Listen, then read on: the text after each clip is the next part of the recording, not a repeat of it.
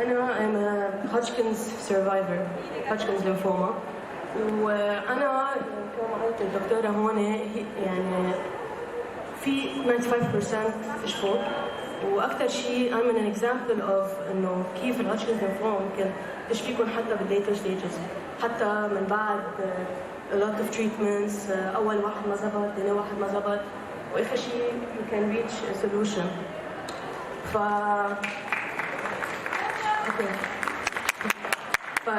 Good afternoon, everyone. First, it's an honor to be before you today.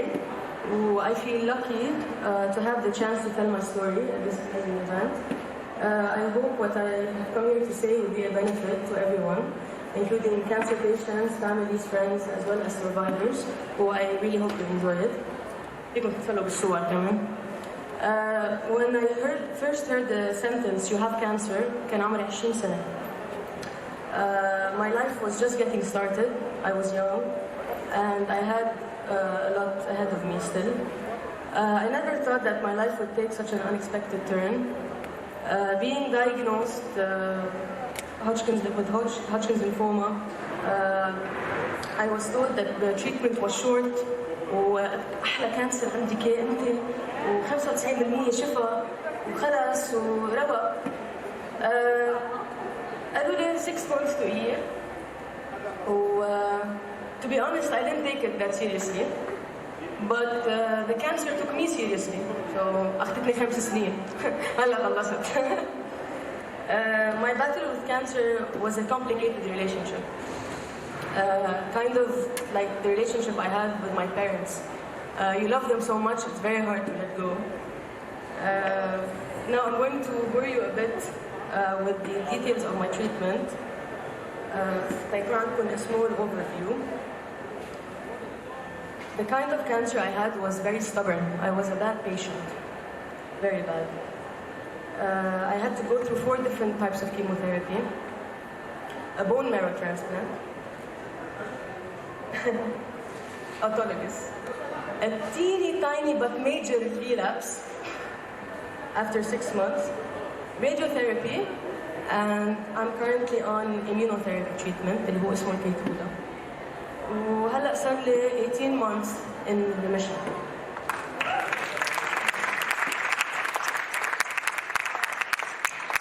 شكرا جسمي ما كثير بحب الكيمو، بحب قصص اغلى بس رواق قطعناهم.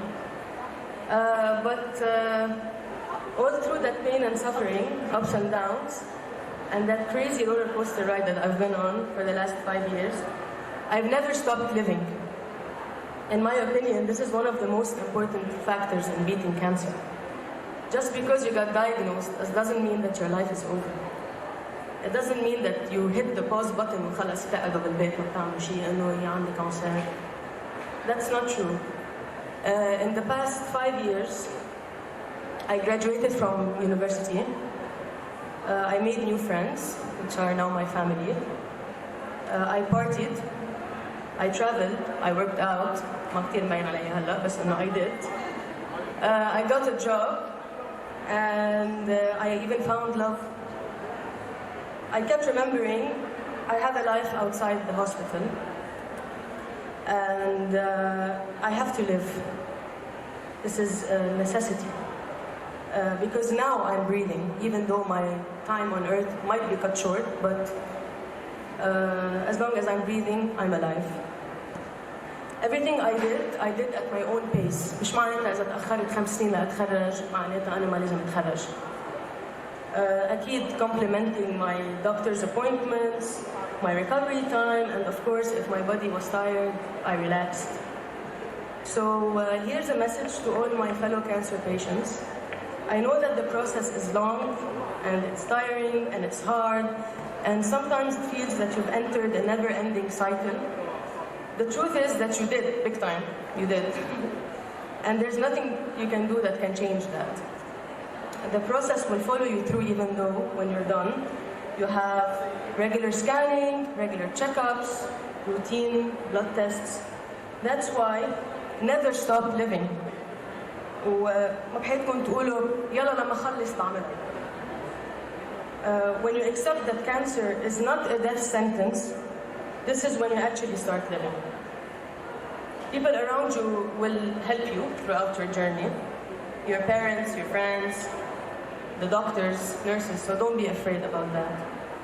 This mindset will help you overcome all the obstacles you might face.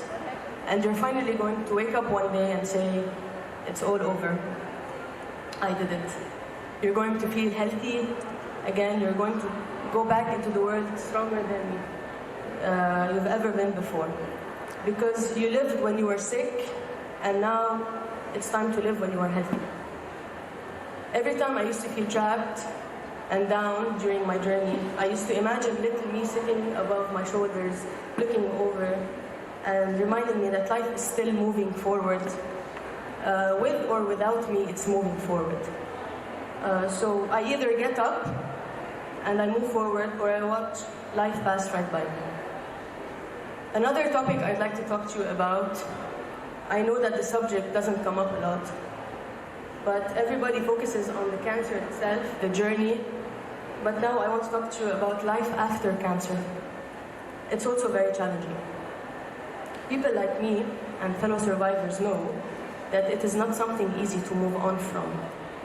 It's like a breakup with someone you've been in a relationship with for 5 years. And it's even worse than breaking up with a boyfriend or a girlfriend.